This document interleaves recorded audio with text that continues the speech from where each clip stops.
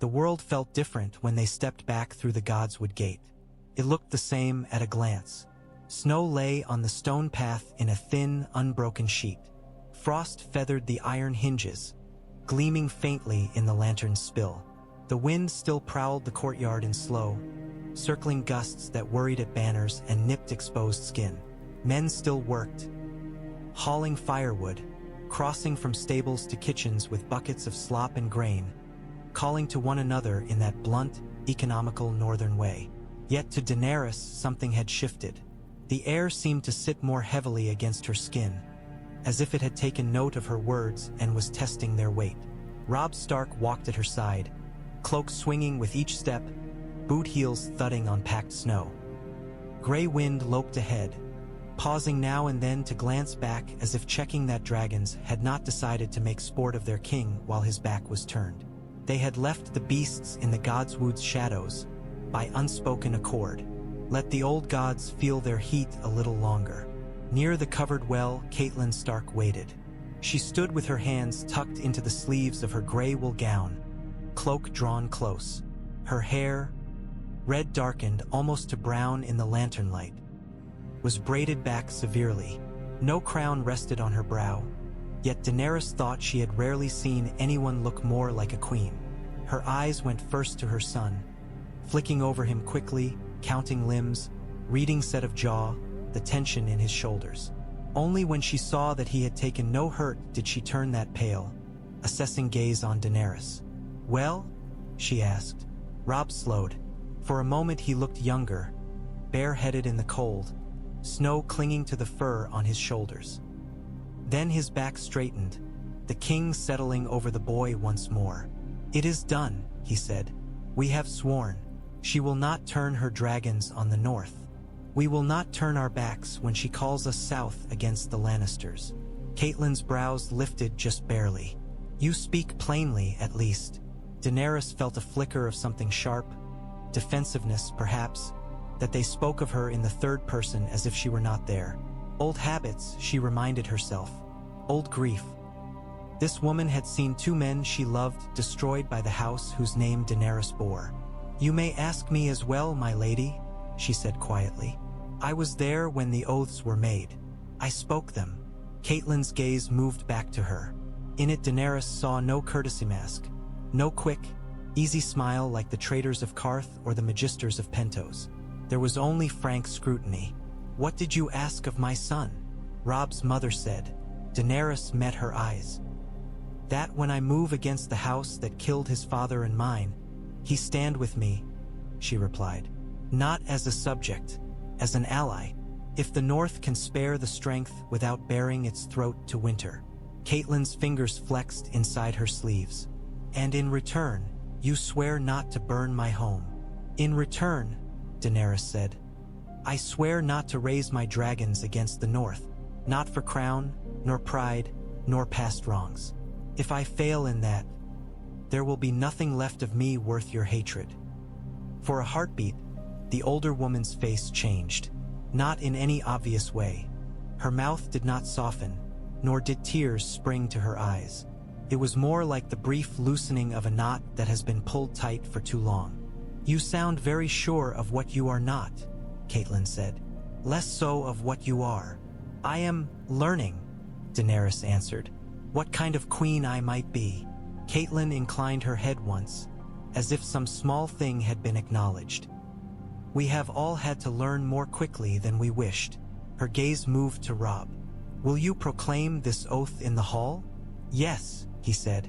"The North must hear it. The lords who followed me south, the men who stayed. They will not like it," she warned him. He gave a tight half-smile. "They have not liked much that I've done of late. They followed me anyway."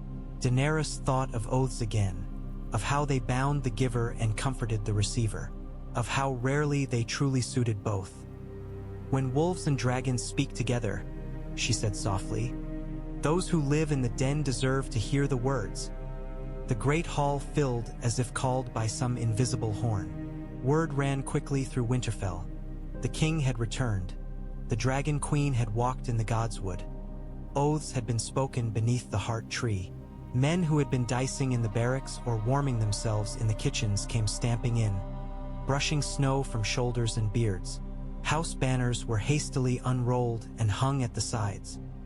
The flayed man of House Bolton, the tall pine of Cerwyn, the merman of Manderley, the bear of Mormont, the umber giant breaking chains.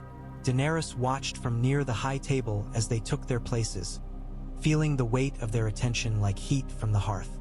Lord Bolton was not present, away with riders on some grim errand, she had been told. But his bastard held his place, a pale young man with flat eyes and a mouth that never quite seemed to smile or frown, only rest in some considering line between. Others she knew by name if not by sight from Manderley's recitation. Lord Cerwyn, thinned by grief and hunger after Lannister depredations. A cadet Glover come down from Deepwood. Women sat among the men in places where no male heir remained. Dour Lady Donella Hornwood's kinsfolk, fierce Daisy Mormont in her mail. Above them all, the carved dire wolves of Winterfell seemed to be listening as well. Robb stood before the hearth rather than behind the high table, as his father had done when grim news needed telling. Grey wind lay at his feet, watchful, head on his paws. The king's cloak had been thrown back from his shoulders, the firelight caught in the auburn of his hair, lending it a touch of copper. "My lords," he began, his voice carrying easily even without a shout. War had taught him how to speak so that men in the back of a tent could hear over rain and clanking armor. "You have heard by now that a guest has come to Winterfell. You have seen her dragons on our walls. Some of you have drunk beside her at this very fire." A rumble of assent, or something like it, moved through the hall. "This morning," Robb went on, "Daenerys of House Targaryen walked with me in the Godswood, before our heart tree, under the eyes of my father's gods. We spoke oaths." He paused then, long enough that the words settled. Daenerys could feel the shift of bodies. Men leaned forward unconsciously, as if putting their weight behind their king's voice. "She has sworn," Robb said, "that her dragons will not be used against the North, that she will not seek our crowns, nor our lands, nor our lives, that she will stand with us against those who would see this house fall, whether they sit on a stolen throne in King's Landing or crawl out of nightmares beyond the wall." Karstark, returned from Riverrun with Robb, made a low sound at that last. Whether it was agreement or disbelief, Daenerys could not tell. "In return," Robb continued, "I have sworn that when the day comes she calls us south to face the Lannisters, to end the line that murdered my father and butchered my men, I will answer." His jaw tightened. "So long as the North is not left naked to winter's teeth, we will stand beside her, as allies, not subjects." A murmur sharper this time. Some heads turned toward her, measuring, appraising. The word allies had a particular flavor here. These were men who had only recently carved out their own independence with blood. The idea of bending that neck again, even a little, scratched them raw. Great Jon Umber slammed a meaty fist on the table and boomed, There it is. A wolf and a dragon on the same side. I knew the gods wouldn't give us dragons just to see them fly off to the bloody reach. Let the lions shit themselves." Laughter broke out in pockets, rough and relieved. It did not reach every bench. Ricard Karstark rose. He did not shout. He did not need to. His grief walked up with him like another man, visible in the worn grooves of his face, in the gray at his temples. "Your Grace," he said, "I swore to follow you when you took up your father's sword. I have bled my house white for your banners. I will not gainsay you before your own men." His eyes moved to Daenerys, hard as frozen riverstone. "But I would say this. The last time dragons flew over my kin, they left more ashes than justice behind. And the last time lions marched over mine," Daenerys said evenly, "they left my house in ruin and drove me from my birthright." She allowed her voice to carry, not matching Robb's booming timbre but threading instead through the hall like a thinner, sharper thing. "If I came here as a conqueror, Lord Karstark, I would not stand by your king's fire speaking your tongue. I would sit my dragons on your walls and let their shadows do my talking." "Silence with that." She let it linger a heartbeat, then added, I have not done that. I will not do that. Judge me by that, if nothing else. Karstark's mouth twisted. Words, he said. Words, she agreed. But also choices. She lifted her chin slightly. I crossed an ocean with 3 young dragons and no army. The easiest path to King's Landing lay south of here. I turned north instead. That landed. She saw men's faces change as they considered it, recalibrating danger and intent. If she means to betray us, Great Jon said cheerfully, she's picked a poor time to do it, with half the north at her back and the other half watching. I say take the good the gods send, and worry about treachery when we see it, not when we dream it. The hall rumbled again. Unease did not vanish.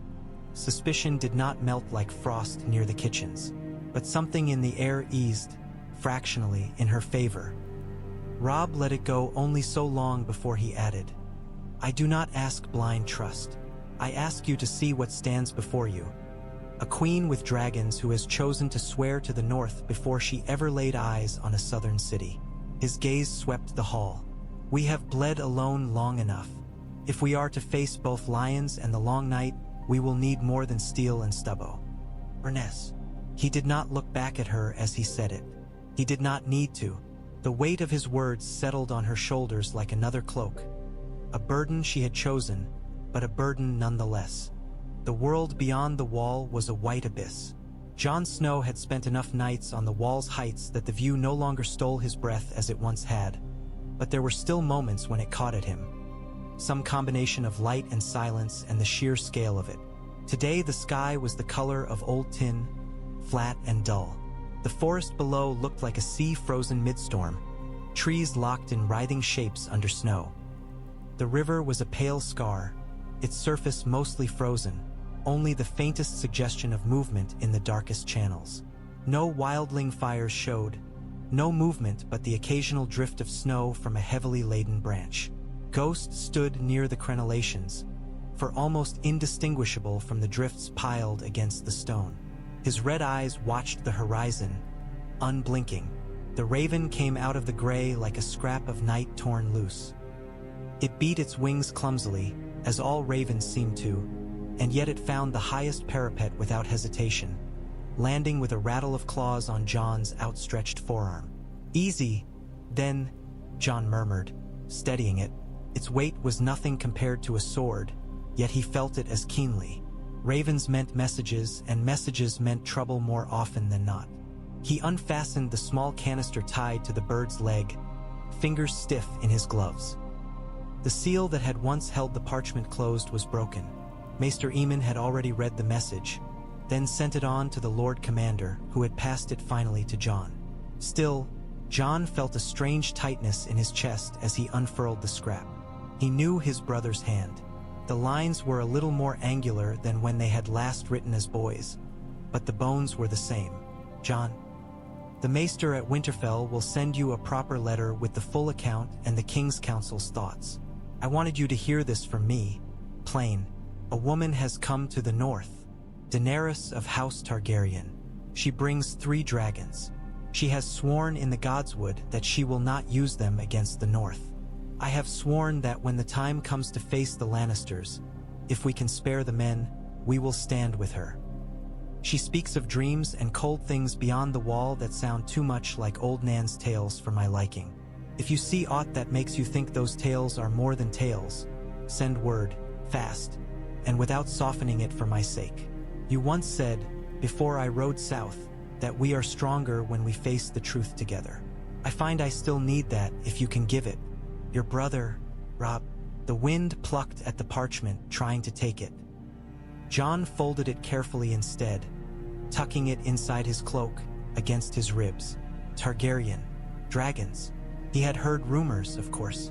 Even the wall was not sealed against every whisper that blew out of the east. But rumors were one thing. Seeing his brother's hand confess that such a creature now walked Winterfell's yard, that she had stood where Jon had knelt as a boy, before the heart tree, made it real in a way no tale could. Ghost turned his head, nose lifting. Jon followed his gaze northward. You feel it too, he said quietly. The first dead man he had seen had not felt like a tale either. The blue of its eyes, the way it moved, the way steel had slid through it uselessly until fire took it, that had been real in the same way as the weight of his sword in his hand. Now his brother spoke of dreams that tasted of the same cold, and of dragons, fire that might stand against such cold. He thought of Aemon Targaryen, blind and old, hands shaking as he lifted a cup in the dim warmth of the rookery, of the way the old man's voice had gone thin and far away when he spoke of his lost house. "What is honor compared to a woman's love?" he had asked once. "What is duty against the feel of a newborn son in your arms?" He had spoken of choices made for love, and the cost of them. "Seems your kin aren't done with the world yet, Maester," Jon murmured now to the empty air. The raven on his arm croaked once, as if in agreement. "Or hunger." Jon stroked its ragged feathers absently. Then he turned and made for the stair that spiraled down into the wall's gut, Ghost falling into step beside him. If there was a chance that fire might stand with them when winter came howling in earnest, he needed Mormont to hear of it. And he needed to decide, before long, whether he was only Snow and Night's Watch or still, in some thin, stubborn part of him, his brother's man as well. The Lord Commander's quarters were warmer than most corners of Castle Black, but not by much. The fire in the small stone hearth did its best. Yet the chill that seeped from the wall itself was a more patient foe than any Mormont had faced in battle. Jeor Mormont stood near the hearth, tankard in one large, scarred hand. His hair, what remained of it, clung stubbornly to the sides of his skull in silver wisps. His heavy brows drew together as he reread the letter by the wavering light, his eyes moving slower than they once had. "A dragon queen," he grunted at last. "3 dragons." He snorted. "7 save him. Your brother always did have a knack for trouble." Jon smiled despite himself. "So did I, Lord Commander. Aye, brotherhood hasn't cured you of it either." The old bear set the tankard down with a dull thump. "You believe this girl's talk of dead things in her dreams?" Jon thought of the field at Castle Black, the sticky crack of the dead man's hand around Ser Jeremy's throat, the way fire had finally stopped it. He thought of Sam's pale face, telling them in a shaking voice of white shadows in the woods and a horn in the night. "I don't know what I believe," he said slowly, "but she's not the first to speak of it. And your own eyes saw more than any dream in the woods beyond Craster's. Mance Rayder gathers the wildlings for something. They're afraid. They're running from something that frightens them more than we do." Mormont grunted again, less dismissively. "Aye, that much is true." He jabbed a finger at the parchment. "Your brother wants you to send word if you see aught that smells like these old stories come again. He writes as if he half expects you to laugh in his face." "He still thinks of me as his little brother," Jon said. "The one who chased after him with a wooden sword and asked questions until Septa Mordane threatened to sew my lips shut." "Still are his little brother," Mormont said with more gentleness than usual. "And a man grown besides." He rubbed at his beard. "This Queen Daenerys, Aemon's kin most like. He has not spoken of her, but he'd feel it if dragons were in the world again. Old Targaryen blood keen as any hound's nose." "What will you tell him?" Jon asked. "The truth," Mormont said. "As much as we know, that we've seen dead men walk, that fire stops them and steel does not, that every wildling we take alive pisses himself at the mention of the white shadows in the woods." He took a long drink, wiped his mouth on the back of his hand. "And that if the gods have seen fit to toss dragons back into the stew, I'll not say we don't need the heat." He fixed Jon with a hard look. "But I'll not have you dreaming south, boy. Your duty's here. The Night's Watch rides for all, dragons and direwolves and damned lions alike." "I know," Jon said quietly. The words were familiar, oil on a whetstone. "I swore." "Aye, you did. Remember it." Mormont's gaze softened a fraction. "Your brother may be king in the north, but out here he's just one more lord who'll come howling for help when the dead are at his gates. If this queen means to stand in that cold with him instead of dancing around a throne in King's Landing, I'll not spit on the thought. But we do not fight for one house over another. We fight for the realm. Jon nodded. He felt the pull regardless, an ache that ran bone deep. The thought of dragons wheeling over Winterfell, of Robb standing before the heart tree with a woman out of legend, of being there, of standing beside his brother not as bastard and trueborn, but as men facing something older than both their names. Ghost brushed against his legs, as if reminding him of where his feet stood. "I'll draft the reply," Mormont said. "You'll carry it to the rookery, and then you'll go back to your rounds. The wall won't watch itself while you moon after dragons." "Yes, Lord Commander," Jon said. The rebuke sat more comfortably than praise ever did. He picked up the parchment, feeling the weight of his brother's words and his commander's both. As he left, Maester Aemon's door stood ajar, a thin line of yellow light cutting the dim hall. Jon heard the old man's voice, low and distant, speaking to some unseen companion. A single word drifted to him as he passed. "Dragons," Aemon whispered. There was sorrow in it and something like hope. The hall emptied by slow degrees. Men drifted away in knots, some to the barracks, others to the warmth of their own hearths. The laughter that had flared brightest at Grayjon's jokes faded. The harper in the corner plucked a few half-hearted notes before giving up and packing away his instrument. Servants moved among the benches, gathering cups, scraping the last meat from trenchers into buckets for the dogs. Daenerys remained where she was. Her cup held only dregs. The fire, once a roaring beast down the length of the hall, had settled into smoldering coals and occasional licks of flame. Shadows moved high on the rafters, cast by things she could not see. Perhaps only the last of the servants, perhaps something more. Drogon's presence brushed at her mind, a warm weight at the edge of thought. He had taken up residence on the broken tower's crown for the night, a dark knotted shape against the snow. She could feel his contentment in the cold air, the strange satisfaction dragons seemed to take in height. Rhaegal and Viserion were nearer, one coiled along a lower parapet, the other hunched near a vent where steam from the hot springs escaped to the night. "You are very quiet, Your Grace." Catelyn Stark's voice broke the stillness like an arrow through thin ice. Daenerys looked up. Robb's mother had traded hall finery for something simpler. A plain dark gown, a shawl drawn tight around her shoulders. Her hair was unbound now, falling in waves down her back. It made her look younger and older all at once, closer to the woman she might have been had war not gnawed at her life. "Would you prefer me loud?" Daenerys asked, managing a faint smile. "In this hall," Catelyn's mouth quirked, "our men are loud enough for 10 kings. No, I merely wondered what you made of them." "They remind me of my Dothraki," Daenerys said.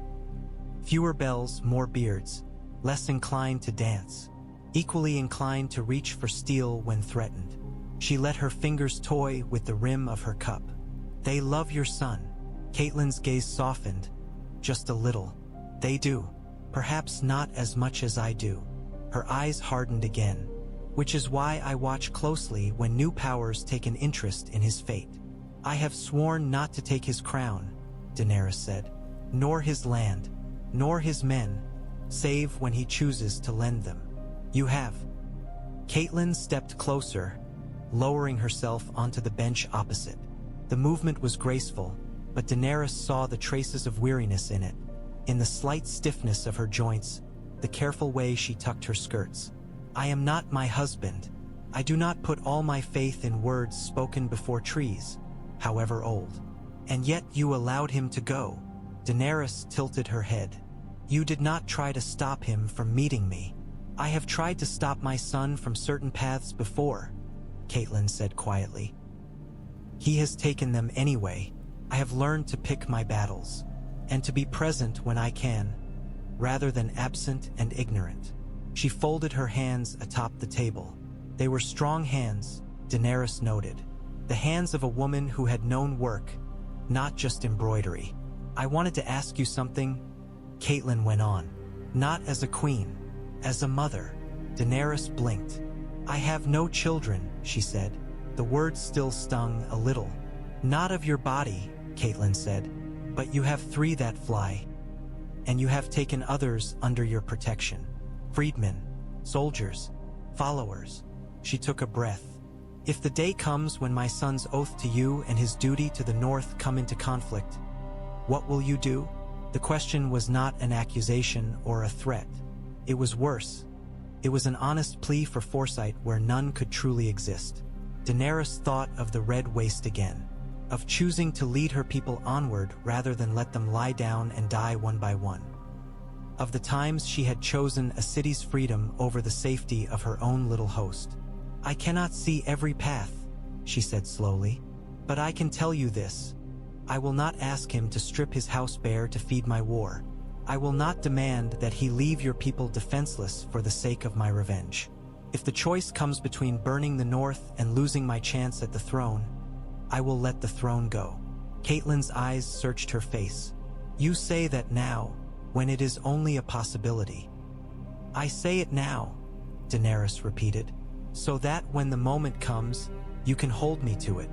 For a long moment they sat, the only sounds the crackle of the fire and the faint clatter of dishes being stacked by some distant servant. At Riverrun, Catelyn said at last, I once freed a man my son held captive. I did it to save my daughters.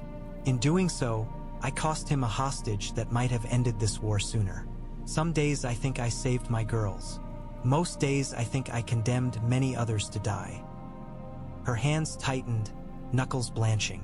I have learned that there are no clean choices, she murmured. Only those we can live with. If you mean to stand beside my son, I needed to know what kind of choices you are likely to make when the world begins to tear at you. Daenerys thought of other mothers. The Lazarene woman clutching her dead child, Mirri Maz Duur with her singing voice, the slave women of Meereen, bodies marked by lashes and eyes lit by sudden, uncertain hope. I will not promise you that I will never choose blood, she said. Only that when I do, it will not be for my pride, and that I will remember, every time, that someone's child stands beneath the walls I set my dragons upon. Catelyn studied her a moment longer, then nodded, once.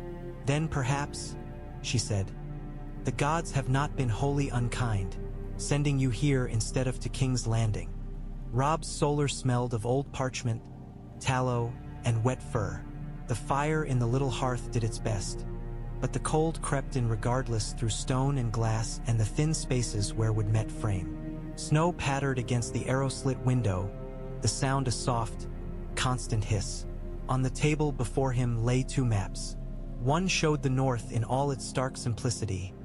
Mountains and marshes, scattered strongholds, the hard blue line of the wall at the top.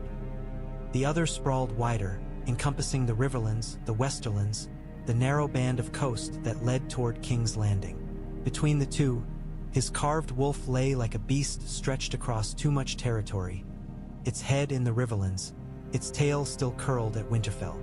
Gray wind dozed near the hearth, one ear twitching at every gust of wind. The direwolf's presence filled the room as much as any man's, a steady weight at the edge of Robb's consciousness.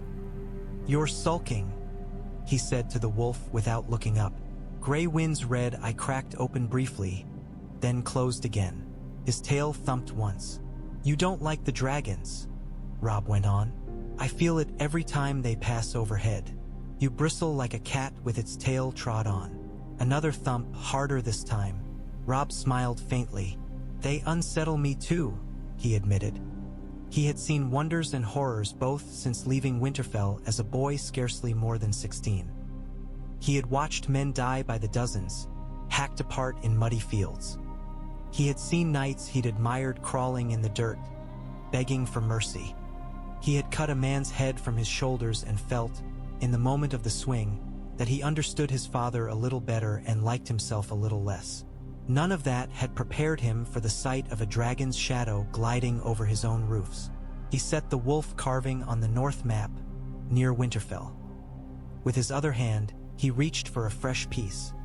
A tiny dragon, crudely whittled from an old bit of kindling by one of the keep's boys at his request. He placed it beside the wolf. Ally, he thought. Not mine. Not yet. Perhaps never. A knock sounded at the door. "Enter," Robb called. The Blackfish slipped in, closing the door behind him with the ease of a man who had known this castle long before Robb had been born.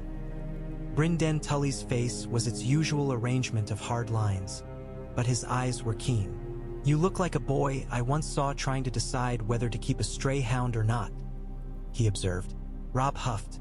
"This stray breathes fire and has sharper teeth." "True enough." Bryndon's gaze flicked to the map. "How did they take it?" "About as you might expect," Robb said. "Umber is delighted. Karstark is sharpening his axes and pretending they're for Lannisters alone. The smaller houses watch and wait." "And you?" Robb hesitated. It was a rare indulgence to admit uncertainty aloud. "I feel as if I've once again set my feet on a path whose end I cannot see. But this time, at least, I chose it with eyes open." Brynden nodded slowly. "Your father would have met her," he said. "He would have listened. He might have sent her away after, or he might have done as you have. Either way, he would not have hidden from the choice." "That's a kind lie," Robb said. "Father would have done better." "Perhaps." A ghost of a smile touched the Blackfish's mouth. "Perhaps not. He was as capable of mistakes as any man. I recall a certain choice to ride south with a king he did not fully trust, leaving his sons behind where vipers waited." Robb flinched, then mastered it. "If I err," he said, "I would at least err in a new direction." Bryndon's gaze grew softer for a moment. "You err in trying to keep your people alive. There are worse sins." He picked up the dragon piece, turning it between thumb and forefinger. "This queen, you believe her?" "I believe she believes herself," Robb said.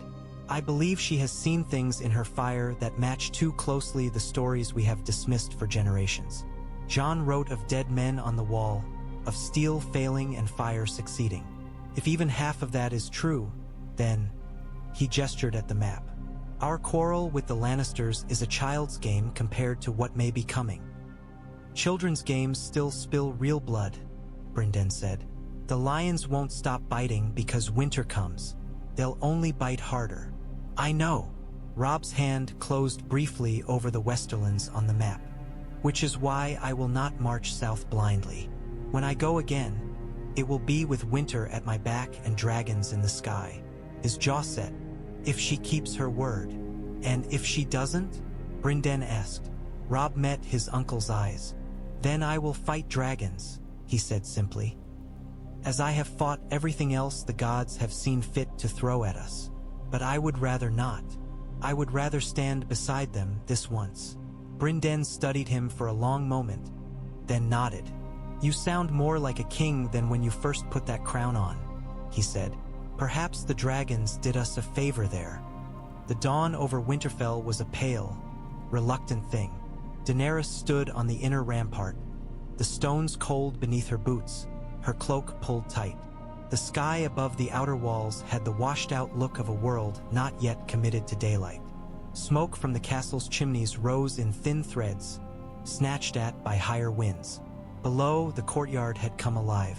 Stable boys ran to and fro with buckets and bales of hay. Men led horses out, their breath pluming. A blacksmith's hammer rang from the open-fronted forge. Somewhere, a woman scolded a child in a voice that could have scraped barnacles from a ship's hull. Regal and Viserion toyed with the morning. They swooped low over the yard, beating their wings to send little flurries of snow into the air. Viserion snapped playfully at the tail of Regal's shadow, his pale hide almost luminous against the gray. Regal twisted midair, talons extended, their movements a complex, dangerous dance that still somehow managed to avoid the tower's edges and the banner's lines. Children gathered in the courtyard whenever they passed overhead. Some clung to their mother's skirts, peering upward with round eyes. Others forgot their chores entirely to stare, wooden pails left to rock on their sides, water sloshing onto the packed snow. A little boy with a mop of dark hair and a nose red from the cold caught Daenerys' eye. He stood in the middle of the yard, mittened hands raised as if he might catch a dragon if it dipped low enough. When Viserion banked closer, His laughter rang out, bright and unafraid. "Careful," Daenerys murmured under her breath, sending a pulse of restraint toward the pale dragon. "They are not goats." Viserion's head snapped toward her, though she knew he could not truly hear her from this distance. The bond between them tugged, an elastic thread of warmth and hunger. He curved away from the child, instead choosing to chase a flock of crows from the roof of a granary. "It is a strange sight," came a voice beside her. Missandei stepped up to the parapet, her small figure almost swallowed by the thick northern cloak. Only her eyes, large and dark, showed clearly. "In Astapor, I saw dragons only in paintings. They were always shown destroying cities, or sitting upon piles of skulls." "They may yet do both," Daenerys said quietly. "But not here, not if I can help it. You have tied their fire to these stones," Missandei observed. "And your own." She tilted her head. "Does it chafe?" Daenerys watched the dragons wheel and dive, free in a way she could not yet allow herself to be. "A little," she admitted, "but chains can bind things other than wrists. Oaths as well." Below, Jeor came out into the yard, hands clasped behind his back, watched the dragons for a moment, then barked at a pair of Dothraki men who were arguing over the merits of northern ale versus fermented mare's milk. Kavaro gestured wildly at the dragons, clearly insisting that no northern brew could compare to the glory of watching a Khal pursue his foes across an open plain. "They do not like roofs," Missandei said, amused. "Your riders, they miss the sky." "So do the dragons," Daenerys said. "But the sky here is different, feels heavier, as if it is waiting for something." Missandei shivered slightly, whether from cold or from the thought Daenerys could not tell. "Lord Wyman's Maester says there will be letters for you later," she said. "From White Harbor, from some lords of the Riverlands who have heard of dragons in the north and wish to know if the tales are true." "Tales travel faster than ravens," Daenerys said. "Let them wonder a little, fear a little." She exhaled, watching her breath plume. "But I will answer. We need eyes and ears far from these walls as much as we need swords beside them." "You begin to sound like a queen who has sat in council chambers all her life," Missandei said. Daenerys smiled faintly. "I have been sitting in other people's council chambers, listening to men tell me what I should want. It is past time I began deciding that for myself." The table in the solar had grown crowded. Maps overlapped one another like scales, north Riverlands, Westeros entire. Letters lay half-anchored by cups and knives, their seals broken, their contents already read and folded back on themselves. A candle had dripped wax onto the corner of Doran Martell's neat, distant hand, unread but present in the pile. Robb sat at the table's head. Daenerys had taken a place at his right, Catelyn at his left. Brynden Tully lounged with deceptive ease near the window, close enough to see the maps, far enough to keep his sword arm free. Wyman Manderly occupied a chair that creaked in protest, his meaty fingers stained with ink from the letter he had been laboring over. Jeor loomed leaning against the wall, arms folded. "This from your uncle at Riverrun," Robb said, tapping one parchment. "He reports the Lannisters have pulled men back from the Trident, likely to guard against any surprise march while they sort out their business with the Tyrells. The Freys continue to sulk." "Sulking is the least of their talents," Catelyn murmured. "From the Vale we hear little," Brynden added. "Little Lord Aeron's guardians prefer their eyrie high and their doors closed. They've not forgotten what befell their last lord when he stepped into southern quarrels." Wyman Manderly huffed. "Cowards," he said, "sitting on a mountain while the rest of us scrabble in the dirt. Cowards who still control a passage of some importance," Daenerys observed. "If the Vale chooses to open its gates at an inconvenient time, we may find swords at our backs where we thought there were only rocks." Robb glanced at her, a flicker of appreciation crossing his face. "Just so," he said. "For now they are content to watch. I do not think they will move until the lions and we have bloodied each other further." "And your dragons?" Wyman asked, not quite managing a casual tone. What news from their vantage? They are not maesters, Daenerys said dryly.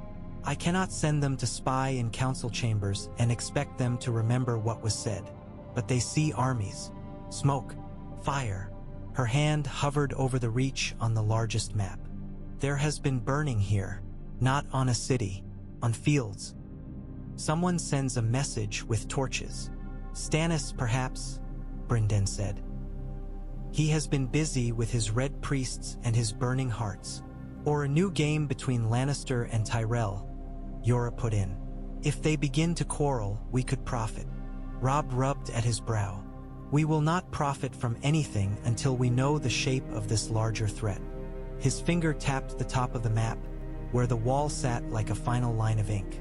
Jon writes of dead men and cold things. Daenerys speaks of dreams that match his reports too closely for comfort. Catelyn's lips thinned. We have enough to fear in the living, she said. But I have learned not to dismiss the whispers that made old Nan's listeners shiver. If this threat is real, Daenerys said, our time is short. Every moment we spend bickering over who sits a throne of swords is a moment lost when we might be preparing to keep people alive. And yet we cannot simply ride north with every sword we have and leave the south to do as it will, Robb said. Tywin Lannister would be glad enough to see us freeze while he digs his gold and forges new chains. Wyman manderly shifted, the chair groaning. We are not without guile, your graces, he said. Let the lions look west and south, to Lord Stannis and the Mander of the Reach. Let them watch Dorne for movement and the Vale for treachery. Meanwhile, the north can set its house in order. We have castles to strengthen, stores to fill, ships to build. His eyes gleamed. The sea is not only for marching armies, you know. It is also for feeding them. Wyman thinks in fish, Brynden said aside. But he is not wrong. We must make ready for 2 wars at once.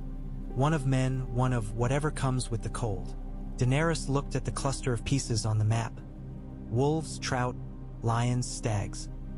She imagined adding a tiny white figure to the top, faceless and cold.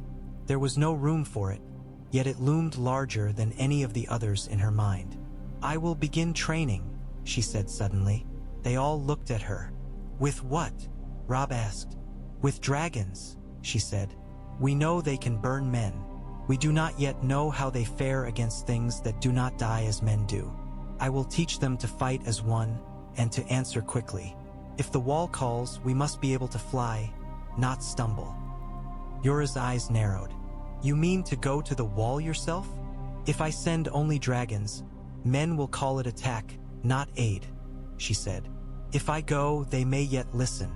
And if I am to ask others to stand in that cold, I will not do so from a warm southern hall. Robb stared at her for a long moment, then gave a short, humorless laugh. You drive a hard bargain, Daenerys Targaryen. I have driven harder, she said. Ask the Maesters of Astapor. Grey Wind's restless presence nudged at the back of Robb's mind. He laid a hand on the map, palm over the north. Very well, he said. We prepare. You train your dragons. I will send riders to every keep from White Harbor to the Shadow Tower.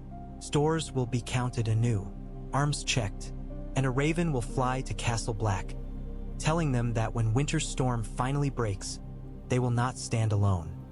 They chose a field beyond the southern wall, where the snow lay deep and the land dipped just enough to keep most of Winterfell out of immediate danger should something go badly wrong. Men had stomped the snow down into a broad, hard-packed circle. In its center, someone, likely at Jorah's insistence, had driven stakes into the ground and lashed straw targets to them.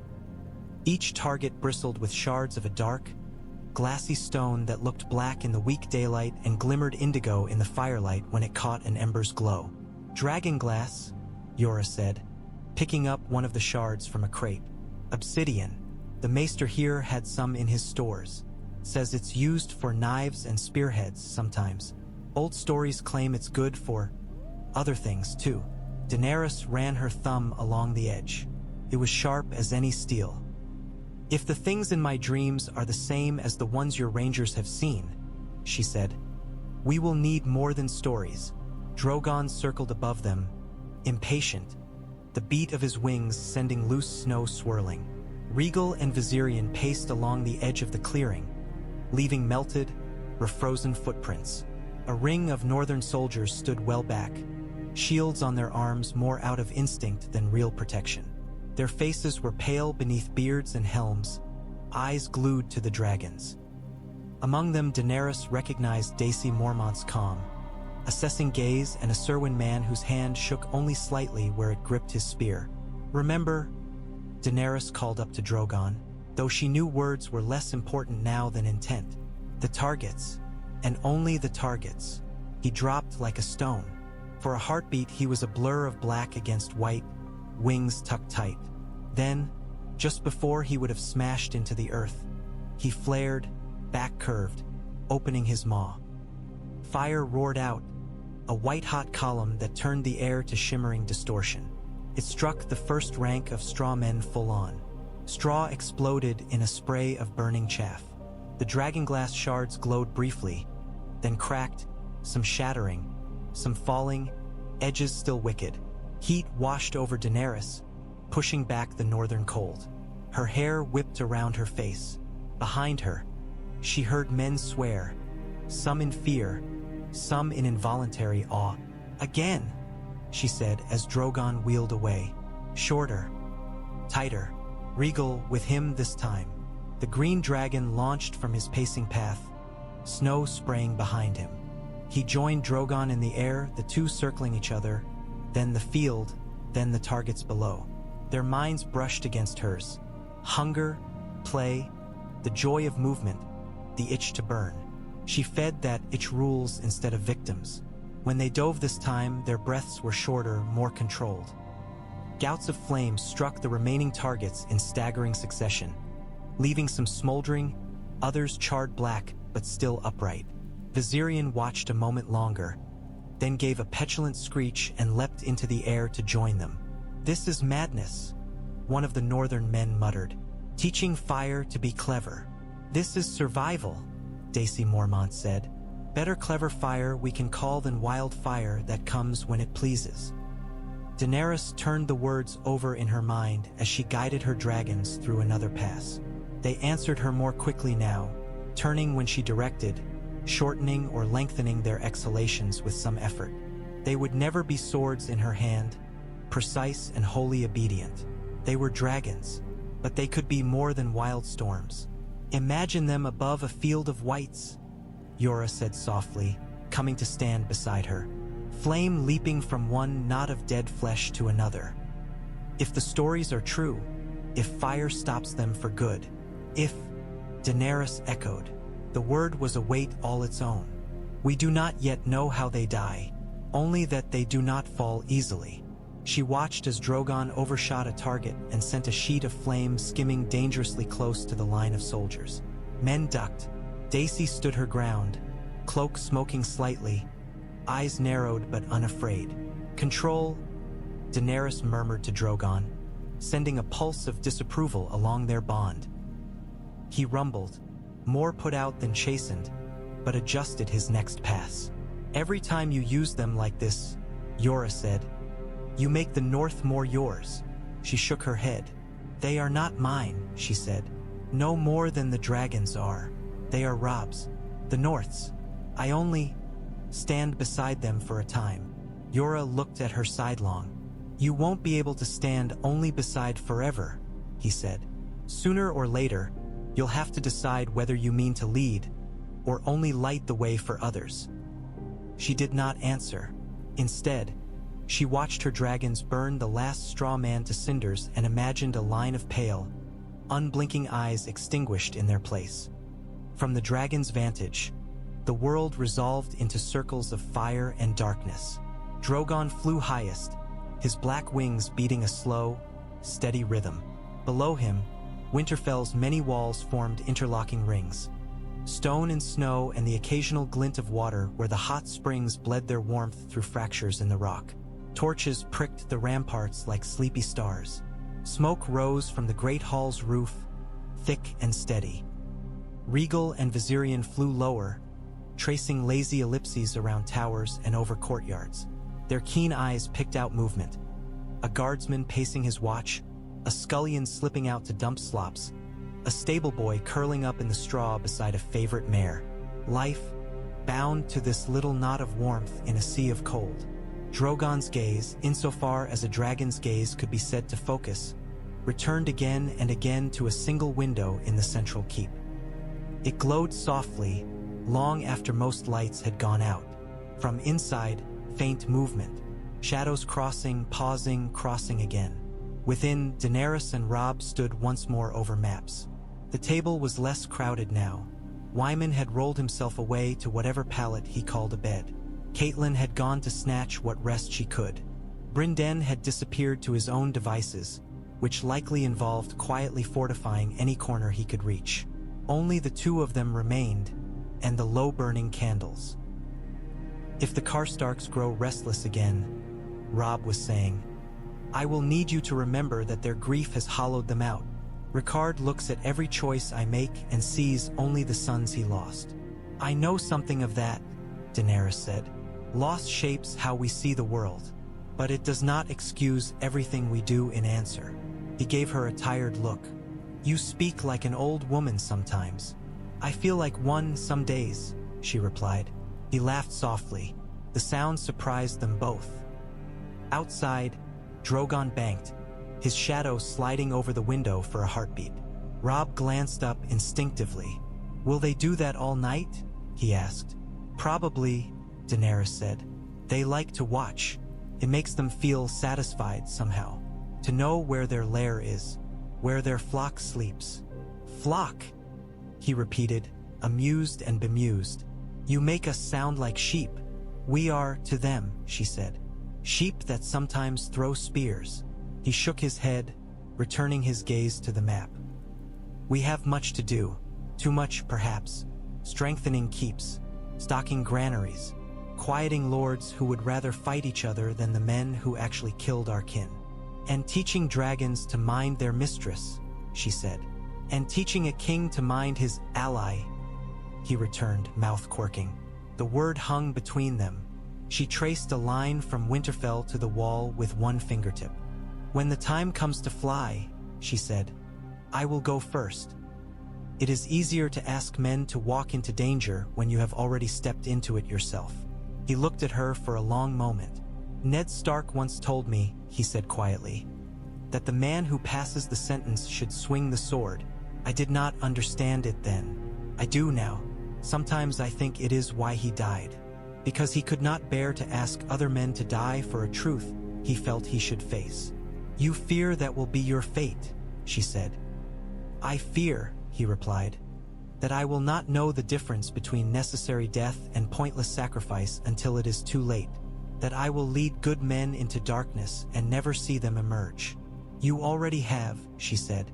"All kings do, all queens, all who lead.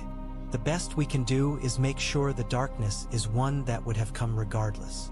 He huffed out a breath. "You make it sound so simple." "It is not," she said. "But it is what keeps me from drowning in the choices I have already made." They stood in silence a moment. The only sounds the scratching of candle flame and the distant, muted roar of dragons' wings. Outside, the creatures of fire circled, keeping their own kind of watch. Inside, a wolf king and a dragon queen traced paths across parchment, trying to turn ink and oaths into something that might stand when the snows truly came. Far to the north, beyond walls and maps and even dragons' eyes, something stirred in the dark, drawn, perhaps, by the faint, stubborn glow of a castle that refused to go out. But for that night, at least, Winterfell held. Fire burned. Wolves and dragons planned instead of tearing at each other. And in the fragile space between their words, the shape of what the north might yet be began, slowly, to form. The twins sat on the map like a knot in a rope, a pinch point where too many paths met. Two little carved towers, joined by a sliver of bridge over a line of blue ink.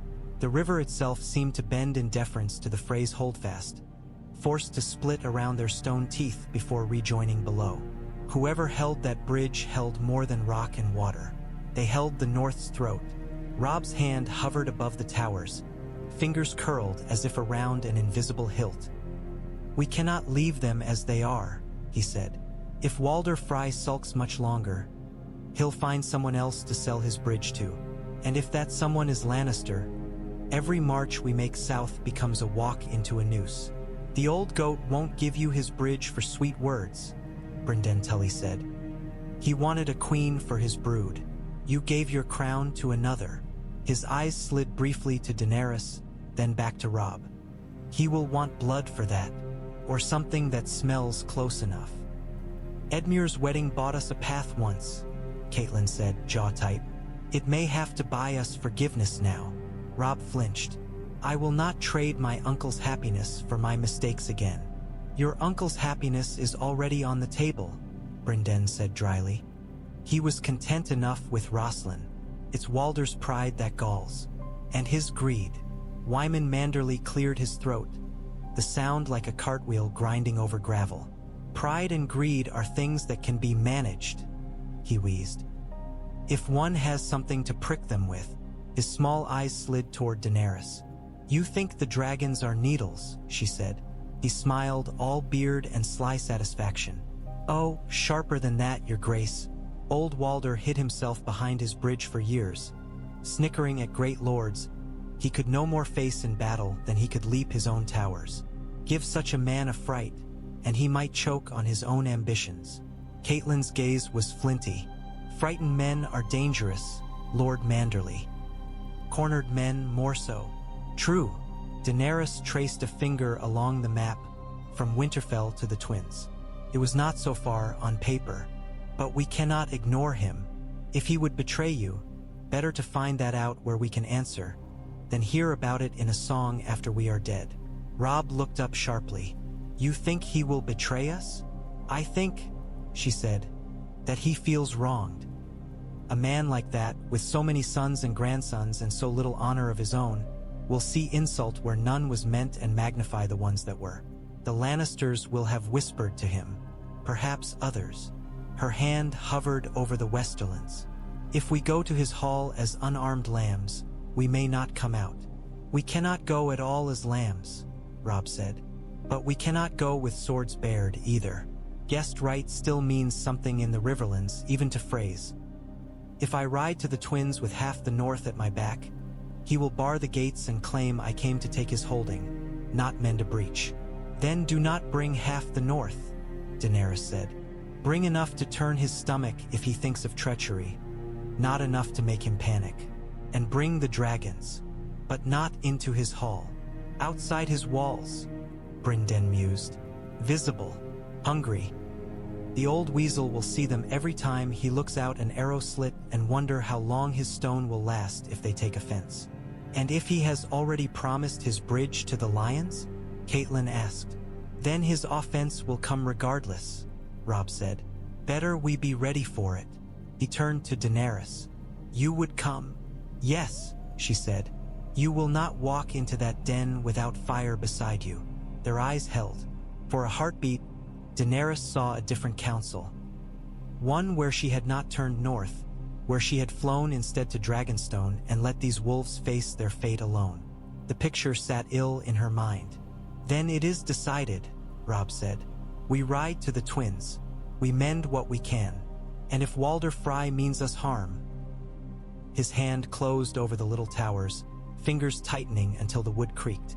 "We make sure the song ends different from the one our enemies think they're writing." The hall of the Twins smelled of stale ale and damp stone and too many Freys in one place. Old Walder hunched in his chair like a spider in the middle of its web, his stick-thin legs splayed, his shoulders lost in a pile of furs that had seen better days. Age had not softened him.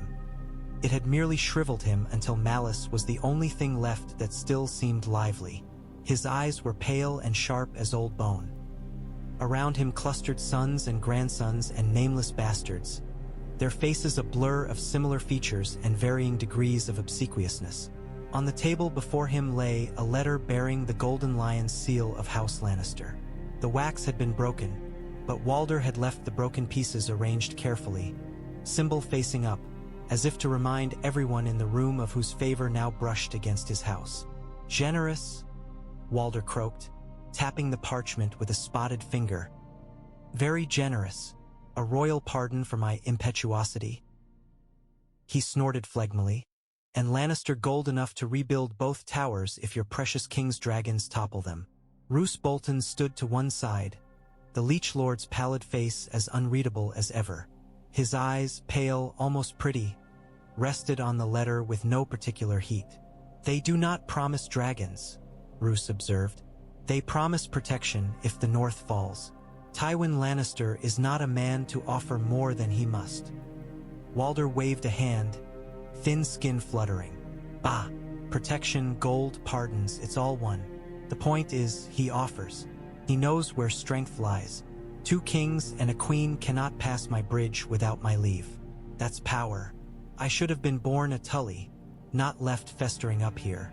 "Perhaps it is the festering that gave you your charm," Roose said mildly. A few of the Frey boys chuckled. Walder ignored them. "They'll come creeping back, you mark me," the old man went on.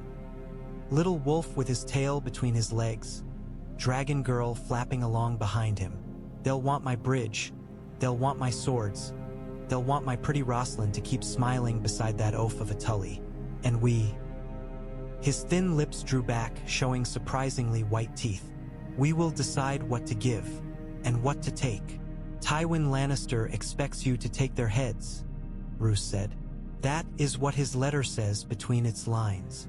"Tywin Lannister expects a great deal," Walder said.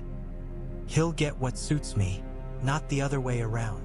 The lie sat obvious to anyone with eyes. Roose had eyes. He watched the old man as one might watch a specimen in a leech jar. Walder Frey thought himself cunning. Perhaps he was. But he was also vain, greedy, and petty in ways Tywin Lannister's colder ambition could use as a lever. The plan that had begun to take shape, crossbows in the rafters, knives at the feast, wine flowing freely until men stopped counting how many cups they'd taken, was as much Frey vanity as Lannister design. "The dragons complicate matters," Roose said. "If they are as the tales say." 3 lizards do not frighten me," Walder snapped. "We have stone. We have crossbows. We have your Dreadfort rats and my boys, and Lannister gold at our backs. Let them squirm in the sky. They still have to sleep somewhere." Roose's gaze slid toward the high windows, where a faint, wintry light slanted in. He imagined black wings eclipsing that light, fire washing across the stone. He had sat in Harrenhal's shadow once, as a boy, and listened to an old man talk of what Dragonfire could do to towers and men alike. The Dreadfort had no such scars. The Boltons had knifed their way to power, rather than burn it. Roose trusted knives more than tales. "Still, if you provoke them openly," he said, "you may find your bridge less protective than you think." Walder sniffed. "Guessed right," he said. "I'll not provoke. I'll welcome. I'll feed that wolf boy. I'll smile at the dragon girl. I'll call for songs and pour wine until their knees go weak. Then, when the music changes—" His bony hand flexed in the air, like claws closing. "They will die like any other man, fire or no fire. And you think dragons will sit meekly on your towers while their mistress bleeds?" Roose asked. Walder's eyes glittered. "I think," he said slowly, "that every beast can be caged if you tempt it right. A little meat, a little flattery, a little—" he chuckled, "iron chain. Besides, our friends in the south assure me they have ideas, should Dragonfire become a problem." Roose did not ask what those ideas were. He doubted Walder knew in detail, and if Tywin Lannister had failed to slay dragons once before, what hope did Freys and Boltons have? Still, the North had been slow to bleed him the reward he thought his due. They loved their wolves too much, clung to old loyalties like tatters of fur in their teeth. Perhaps a fire would do them good. Strip away illusions. Leave only bone. "If this fails," Roose said quietly, "the North will not forget. The North is already dying," Walder snapped. "Wolves, lions, stags, gnawing at each other's throats. I'll not be the one left starving when the carcass is picked clean." Roose's lips curved in something that might have been a smile. "Very well," he said. Let us set the tables, then. The road south had thawed just enough to be unpleasant. Snow lay still in the ditches, gray and clotted with grime, but the path itself had turned to a sucking, half-frozen mire under the march of hooves and boots. Horses snorted in protest as their hooves slid. Men cursed under their breath, then more loudly when snowmelt found its way down collars and into boots. Robb had chosen a smaller escort, as they had discussed. 200 men. Enough to look like a king's guard, not enough to threaten a siege. The dire wolf of Stark flew beside the merman of Manderley and the trout of Tully. No Karstark banners. Rickard had been left at Winterfell, his anger a sullen weight best kept away from Frey insult. Daenerys rode near the front, Drogon's shadow sliding over the column whenever he chose to fly lower. Rhaegal and Viserion chased each other's tails in the high air, sometimes vanishing into clouds and reappearing in bursts of flame and steam. "You should not bring them so close," Robb said, eyeing Drogon as the dragon dipped, spiraled, and then arrowed higher again. "They make even my men uneasy. Freys will not like being reminded how easily their towers might fall." "That is precisely why they must see them," Daenerys said. "If they would have your head for a lion's purse, let them watch black wings cross their moon and think twice." "They might think only once," Robb muttered, "and loose every quarrel they own at them." "They will not hit," she said. "Not at this distance." He gave her a look. "You sound very sure." "I have seen more arrows fall short than find their mark," she said, then added, "And Drogon learns. Pain teaches. He will not fly within easy range of a parapet again, not after Karth." The memory was sharp, scorpions on the city walls, bolts glinting in the sun as they clattered off scales and stone. Drogon had bled, once, from a shallow groove along his wing. He had been very careful after that. Robb's gaze drifted to her dragons again, then to the men who craned their necks to follow them. "Your fire makes my wolves feel small," he said. "Your wolves keep my fire from burning out of control," she replied. "You are not small, Robb Stark. You are anchored." He huffed something that might have been a laugh. They rode for a time in silence. The twins rose slowly on the horizon, twin towers like blunt fingers jutting from the river's banks. Even at a distance, Daenerys could see the bridge between them, a thin line over troubled water. "Will he forgive you?" she asked. "Walder Frey," Robb's mouth twisted. "He will pretend to, while he calculates what forgiveness will buy him." His grip tightened on his reins. "I should never have given him cause to bargain. My father would not have broken such a promise." "Your father is dead," Daenerys said gently. "You are not. You have made choices he would not have made. That is not always a failing. Breaking faith with allies is rarely a strength. Breaking faith with yourself is worse," she said. "You chose your wife to mend a wrong of your own making. That choice had cost. So will this. You bear both. That is more honorable than most men I've known." He glanced at her, something complicated in his eyes. "For a woman who claims she has much to learn about what sort of queen she will be," he said, "you speak like you've already decided." "I have decided only this," she said, "that I will not spend my life obeying voices that are not my own. Not my brother's, not my father's, not the ghosts of dead kings. If I err, I will err as Daenerys, not as someone's shadow." A gust of wind tugged at his hair. He studied her a moment longer, then nodded, as if some private balance had tipped in her favor. "Edmure will meet us there," Robb said, looking back at the road ahead. "He rides from Riverrun with his bride. Rosalind Frey will be at her father's hall. That complicates things." "Because she is innocent," Daenerys said. "Because killing a man's daughter under guest right is a stain no Northman will forgive, no matter how much he hates the father," Robb said. "If Walder means us harm, he will hide behind her skirts and claim that he offered us his house's goodwill in her person. Then we take care that it is his steel that crosses first," she said. "Not yours." He looked at her sharply. "You expect treachery as certainty. I expect treachery as possibility." she corrected. I would be a fool not to. You would be a fool to walk into that hall without a plan for if the music changes. He smiled grimly. Then let us hope the song is one we choose. Up close, the twins were uglier than Daenerys had imagined. The towers that gave the place its name were tall enough and thick, but there was a pettiness to their lines. Where Winterfell's walls seemed to grow from the earth, these rose as if they had been yanked up by a grasping hand. Arrow slits pocked their faces like small, mean eyes. The bridge between them was a humpbacked thing of stone, just wide enough for two carts to pass each other if both drivers were careful and neither possessed a sense of self-preservation.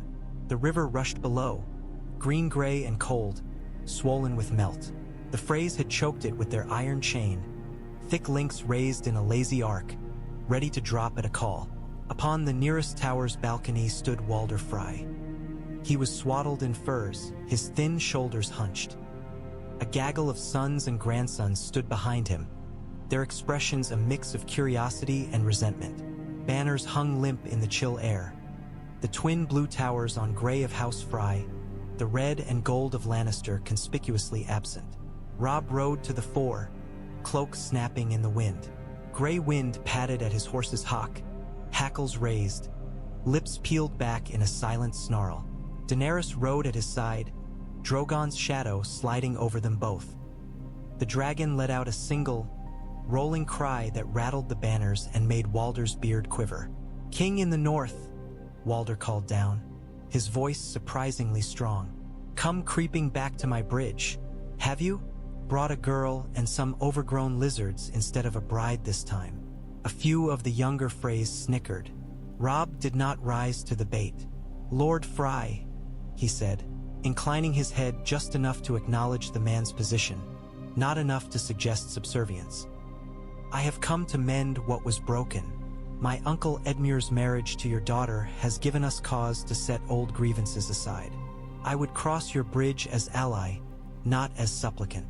Walder's mouth twisted. "Ally, is it? You're not too proud for my stones. Then, even if my granddaughter wasn't fit for your royal bed." "I wronged you," Robb said. "I will not deny it. I have paid in blood for my mistakes. I did not come to beg forgiveness. I came to offer a hand instead of a sword." "And the girl?" Walder's pale eyes flicked to Daenerys. "What does she offer, besides making my men wet their breeches every time those beasts screech?" "Respect for guest right," Daenerys said before Robb could speak. Her voice carried clearly up to the balcony. "And fire for your enemies if you stand with us. None for you if you stand true." Walder's gaze sharpened. "Bold words from a slip of a girl," he said. "Bold beasts above my roof. I should shoot them down and have them stuffed and mounted over my hall." Drogon hissed, a low sound that vibrated in Daenerys's bones. She sent him a pulse of restraint edged with warning. "You could try," she said. "You might even hit one, once, before the others turned your towers into candles." She smiled without warmth. "But that is not why we are here." Walder stared at her for a long moment. The men behind him shifted, uneasy. "Guessed right," he said finally. "You choose your words well. I am a pious man. I honor the old ways." He spat over the edge, a gobbet of phlegm disappearing into the river's churn. "Very well. You'll have my bread and salt. You'll have my roof over your heads. You'll have music, wine, and a good bed, if you behave." He leaned forward, his grin showing too many teeth. "Cross my bridge, king in the north. Bring your lady. Leave the beasts outside my walls. My towers weren't built to hold flying pigs." "Dragons," Daenerys said. "Whatever they are, they're not shitting on my rushes," Walder snapped. Robb glanced at her. Their eyes spoke more than words. "This is as much as we can expect. We knew this. We accept your hospitality," Robb said. "Our men will camp in the field beyond your walls. The dragons will roost on the towers, nothing more." Walder's mouth twisted again, but greed and pride warred in his gaze. In the end, he nodded. "So long as they don't light my banners by mistake, they can sit where they please," he muttered. "Cross then. We'll see if your new friends are worth the songs they make of them. The portcullis groaned as it lifted. The Frey men-at-arms stood aside, spears upright, faces blank. Daenerys watched them as she rode onto the bridge. Their eyes slid to Drogon whenever he passed overhead. A few hands trembled. Good, she thought. Let the fear sit with them. Fear can make men hesitate. Sometimes hesitation saves lives. The Freys knew how to lay a table when pride demanded it. The hall was warmer than the courtyard. The heat from the great hearth trapped by low, smoke-darkened beams. Rushes covered the floor in uneven layers, muddied by boots and stained by old spills. The banners overhead, Frey blue and gray, Tully trout, the dire wolf of Stark hung smaller and lower, rustled faintly whenever a draft slipped in. Roasted meats crowded the trestles. Pork glazed with honey, beef slick with its own juices, game birds stuffed with chestnuts. Platters of bread sat between trenchers laden with onions and carrots and pea soup thick as paste. Barrels of wine had been broached. The smell of it mingled with the meat and the sweat of too many bodies in too small a space. Robb sat at the high table to Walder Frey's right. Daenerys sat beyond Robb, between him and a stone-faced Roose Bolton. To Walder's left, Edmure Tully tried gamely to balance his cup and his new wife's shy hand. Rosalind Frey's eyes flicked between her father and her husband, wide and wet. Daenerys watched them all. Walder cackled at his own jokes, spittle flying. He slapped at the girls who served him, a bony hand straying too easily to hips and breasts. His sons laughed too loudly, too eagerly. His bastard, Black Walder, stalked along the lower benches, refilling cups and trading crude jests. His eyes were always moving, counting blades and men alike. Roose Bolton ate with small, precise bites, his movements dainty, his eyes hooded. When Daenerys met his gaze, he inclined his head politely, a man acknowledging the presence of a particularly interesting weapon. "You've brought strange company to the north," he murmured. "Your Grace." "So I've been told," she said. "By stranger men." "You mean stranger than an exiled knight from Bear Island?" His lips curved faintly. "We are all oddities in our way." His voice gave away nothing. Yet when she let her eyes linger on the flayed man of Bolton hanging among the banners, and then returned to his face, she saw a flicker of something: satisfaction? Amusement? There and gone again. Music drifted up from a dais near the far wall, a jumble of lutes, pipes, and drums. The tune was merry, if somewhat out of practice. Frey daughters spun dutifully in the center of the hall with northern men, the women's faces pale and pinched, the men's expressions guarded.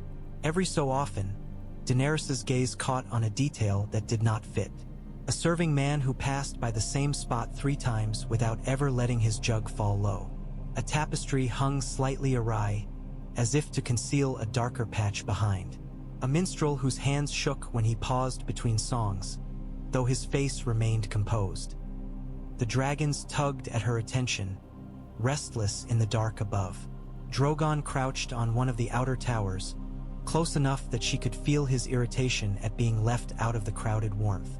Rhaegal and Viserion had taken perches on the opposite tower, more content to watch the river's shimmer and the flicker of campfires in the fields beyond. "Have you no music in the east?" Walder Frey wheezed, breaking into her thoughts. His mouth glistened with grease. "You look at my players like they're about to grow an extra head. Unless that's how you prefer your men." "Music is music," Daenerys said evenly. "Some songs are simply harder to dance to." Walder snorted. "You've a tongue on you, that's plain. Wolf boy, you'd better watch yourself. She'll cut it out for play if you displease her." Robb's smile was thin. "I've displeased enough women for one lifetime, Lord Frey." "Ha!" Walder slapped the table. "That you have. Making a Frey girl a promise, then trotting back with some Westling chit on your arm. What did your father teach you, boy?" "That a man should keep his word," Robb said quietly. "I failed in that. I have bled for it. I came here to see that others do not bleed for it too." Walder's eyes glittered. "We'll see who bleeds," he muttered. almost too softly to hear. Daenerys heard. She let her gaze drift again. There, near one pillar, a Frey man-at-arms stood a little straighter than most, his armor just slightly better kept. His hand never strayed far from the hilt of his sword, though the feast gave him no cause to draw. At the balcony above, shadows shifted where no torch should be needed. She caught the faint glint of metal through a gap in the carved stone. Not yet, she thought, but soon. She reached for her cup, lifting it to her lips more slowly than the others. The wine bit sharper here than at Winterfell, its sweetness cloying to disguise roughness. "Yora," she said, without moving her mouth. He heard her in the way she had learned to speak to those closest to her, when words in the air would not do, through shared glances, through the subtle tilt of a head. He was stationed lower down the hall, with the other northerners and her own small retinue. Now he shifted, catching her eye, and gave the slightest nod. He had seen it too. It began with a song, not the one Daenerys had been expecting. The minstrels shifted from a boisterous reel into something more stately, the pipe's higher notes threading over a low, insistent drumbeat. Frey daughters tittered as they curtsied to northern men. Rosalind blushed as Edmure attempted a clumsy bow and nearly spilled his wine. "Another cup," Walder cried, flinging out his thin arms. "We'll not have the king in the north and his lovely lady complain that House Frey is stingy. Wine. And bring out the special casks, the ones my sons haven't pissed in yet." Laughter rippled through the hall. Men drank, jugs flowed. Daenerys wet her lips and let the wine sit, untouched, in her cup. Above, on the balcony, shadows moved again. A door she had not noticed before eased open a hand's breadth, then closed. The glint of metal came and went. Her dragons stirred, their minds pricking with her tension. Drogon's displeasure brushed against her like a coal in her chest. "Easy," she told him. "Wait." Roose Bolton raised his own cup lazily, eyes on the table rather than the rafters. His pale fingers were steady. When he spoke, his voice cut through the general murmur with unnatural ease. "To new oaths," he said, "and old allies, may they hold." "To old allies," Walder echoed, leering, "and new bedmates, may they be more dutiful than the last." He cackled at his own wit. Robb lifted his cup. "To bridges mended," he said. Daenerys did not drink. Neither, she noticed, did Catelyn, though the older woman's hand shook where it held the handle. The music shifted again, almost imperceptibly. The pipes slid into a different melody, one with a minor turn halfway through that made the hair on Daenerys's arms rise. "What song is that?" she asked, her voice low but clear. Roose's mouth curved. "An old favorite in the south," he murmured. "They call it the Rains of Castamere." The name meant nothing to her. The way Robb stiffened beside her told her enough. "That's a Lannister song," he said. "Why in the Seven are they?" Daenerys saw it then, as plainly as if someone had pulled a veil aside. The door on the balcony opened wider. Men slipped out, their armor muted but still catching a glimmer of firelight. They moved with the wary purpose of those who know they hold death in their hands. Crossbows lifted, their dark mouths yawning. On the hall's far side, the large doors that led out to the yard creaked as men shifted into position. Frey guards along the walls loosened their swords in their scabbards. "Now," she whispered. Drogon answered before the word had fully left her lips. Outside, a roar split the night, louder than any song. The very stones of the twins seemed to vibrate with it. The hall's fire leapt as if in response, shadows jumping. Men looked up, startled, hands pausing midway to mouths and hilts. Walder's head jerked toward the window, where orange light flared suddenly bright. "What?" he began. The balcony door blew inward in a blast of heat and splintered wood. A rush of air followed, carrying with it snow and smoke and the tang of scorched stone. The first hidden crossbowman was flung forward, armor blackening as fire licked over him like oil.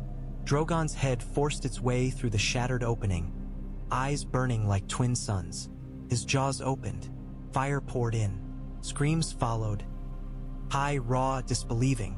Men tumbled from the balcony, their bodies trailing flame.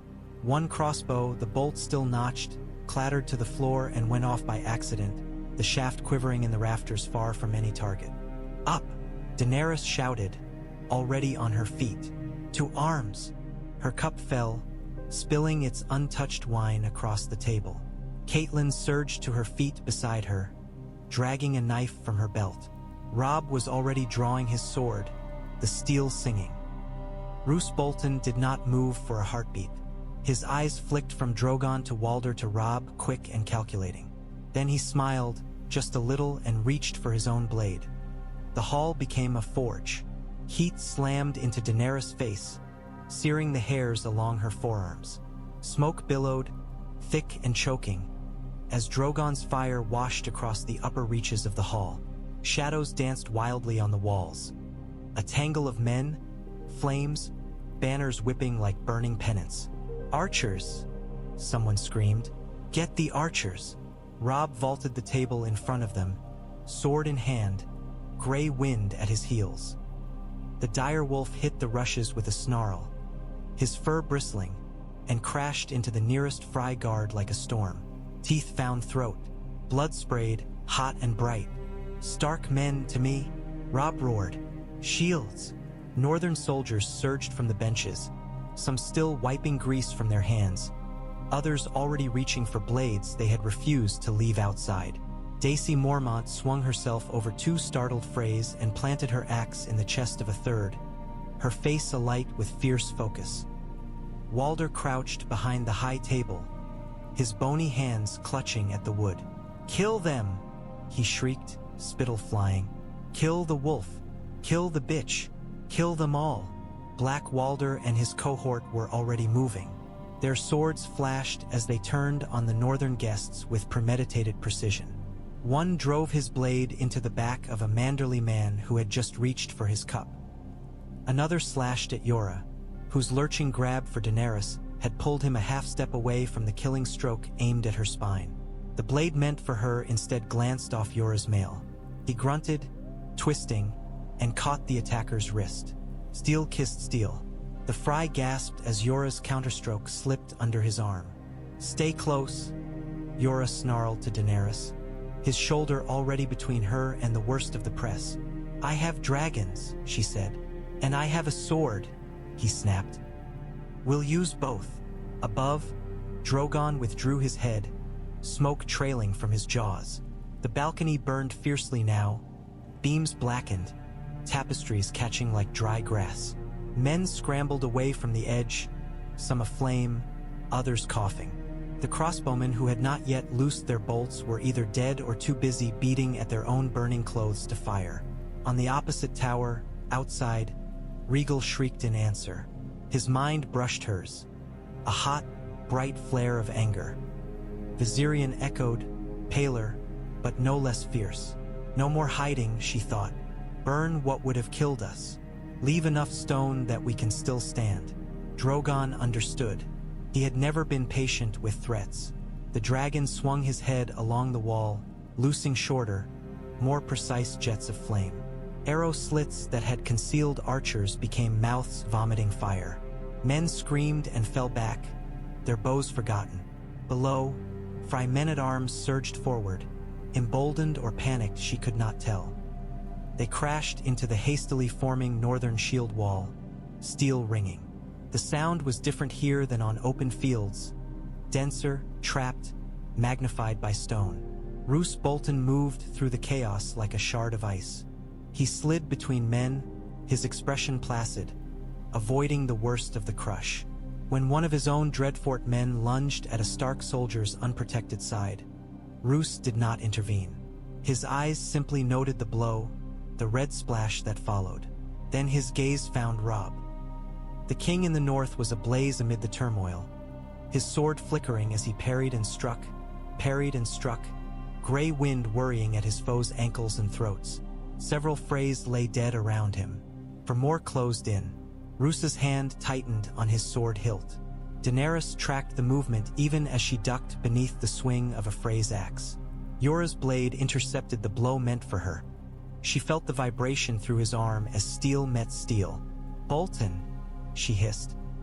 Jeor followed her gaze. Roose had begun to move toward Robb, calm as water. Drogon, she thought, sharp and focused. The pale man with the flayed man's colors. Mark him. The dragon's attention shifted. For an instant, Roose's white face was illuminated more starkly than the others. A single candle held to his features. He paused, feeling the heat of a gaze even the living could not see. His eyes flicked up toward the ruined balcony, then toward Daenerys. Their gazes met across the chaos. There was no surprise in his, only a flicker of annoyance, quickly banked. He changed direction, as smoothly as if he had always meant to. Instead of closing on Robb's exposed flank, he slid sideways, cutting a Frey who had raised his sword to strike at Catelyn from behind. The man gurgled, falling. "My lady," Roose said, almost politely as Catelyn spun. "Forgive the mess." She stared at him, confusion warring with suspicion. Daenerys filed away the moment. Bolton was not ready to show his hand, not with dragons setting his host's allies' hall alight. Treachery could wait, for him. Calculation ruled where impulse burned in men like Frey. Another bolt glinted in the corner of her eye. She twisted, calling Drogon again. The dragon's fire answered. This time it struck the hall's heavy doors. The great doors went outward in a riot of splinters and flame. For an instant they were a wall of wood and iron bands. Then Drogon's fire struck, white gold and furious, and they were gone, reduced to shards and embers that flew into the hall on a gust of scalding air. Men near the entrance were flung aside, their clothes catching fire, their screams blending with the din. Through the new-made gap the night howled. Snow-laden wind rushed in, cooling the outer skin of molten iron even as it scattered cinders. Behind it came northern men, those who had been barred from the feast by Walder's petty rules, those set to guard the camps, those whose king had ordered them to hold the field.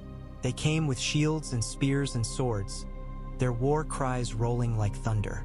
"For the king in the north," one shouted. "For Winterfell," another.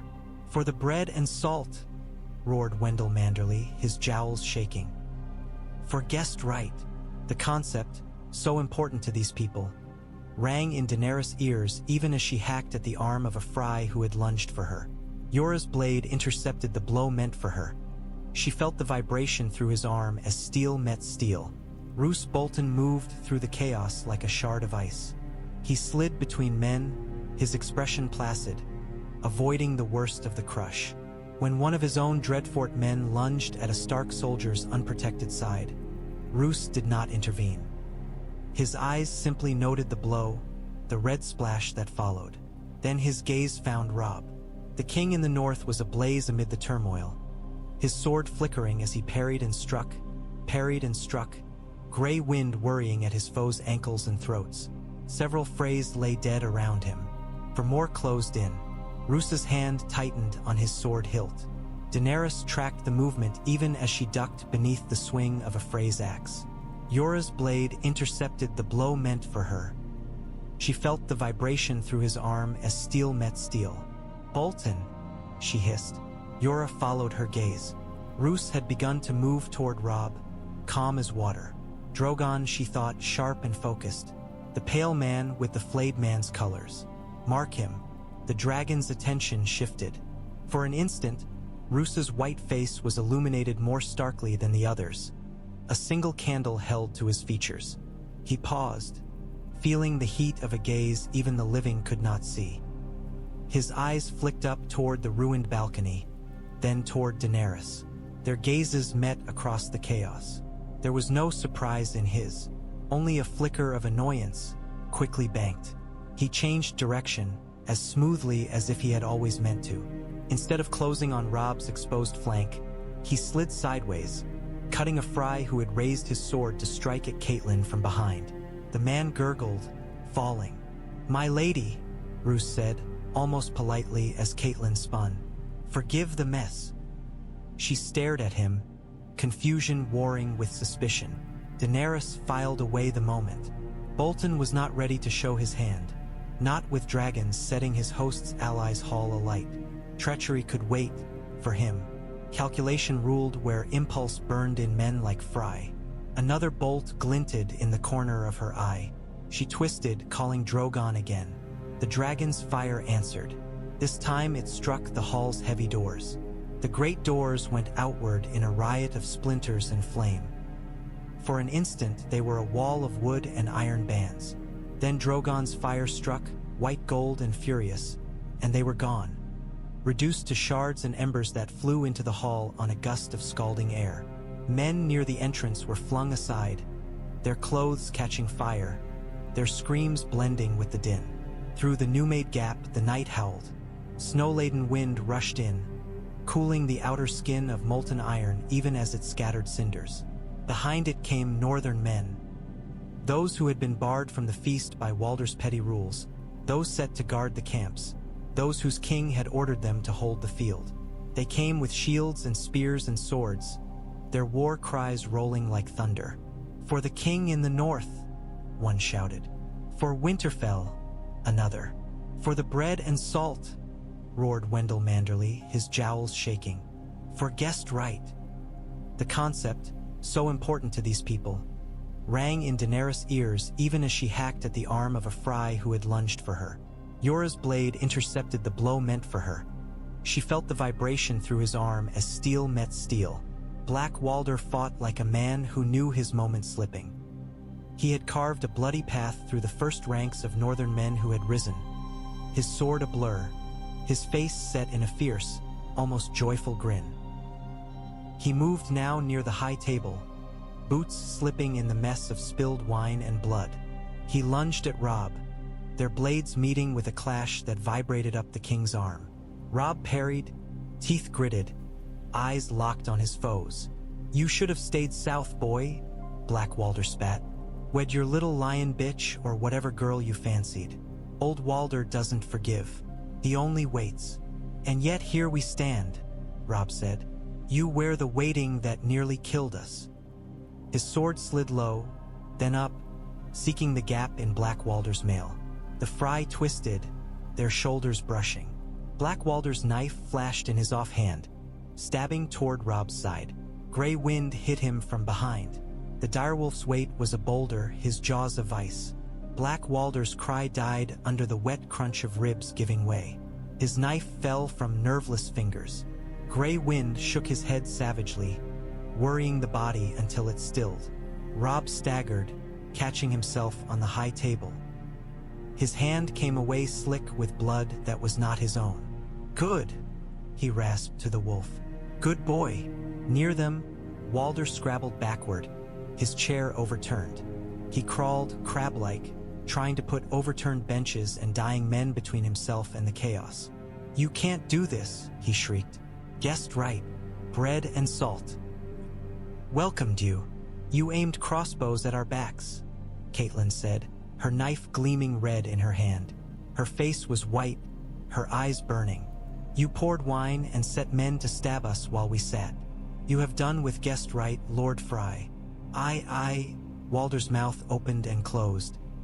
He looked smaller now, his furs singed, his hair damp with sweat. "I was only Lannister gold, Bolton's plans." "Your choice," Daenerys said, stepping closer. Her own clothes were smeared, a sleeve scorched where a stray ember had brushed it. "Your hall, your crossbows, your songs." He turned his head toward her, hatred flaring. You and your damned lizards. If not for you, this would have gone as we planned. You think you've saved them? The lions will come for you next. They always do. Dragonfire or no, they..." His words cut off in a choking sound. Not because of any blade, because the floor bucked beneath them, stone trembling. A deep, distant boom rolled through the hall. For a moment, everyone froze. Another shudder came, followed by the crack of stone giving way. Drogon, in his fury, had not limited his attentions to the hall. One of the outer keeps, already weakened by years of poor maintenance, had taken the brunt of his fire. Its upper level now sagged inward, the wall bowing. "Out!" Brynden Tully barked, his voice hard as a whip. "Out, all of you!" This whole rotten pile will be on our heads if we linger." "Take him," Robb snapped, jerking his chin at Walder. "Alive, for now." 2 Stark men hauled the old lord up, ignoring his kicking. He spat, missing both by inches. Daenerys glanced up at the balcony. Flames licked along the beams. The tapestries were nothing but charred rags, embers drifting from them like fireflies. "Drogon," she called aloud and in her mind. "Enough! Out!" There was a moment's resistance. His hunger for destruction, his lingering anger, the thrill of breaking stone. Then he sensed her urgency. Fire narrowed, then ceased. Smoke continued to billow.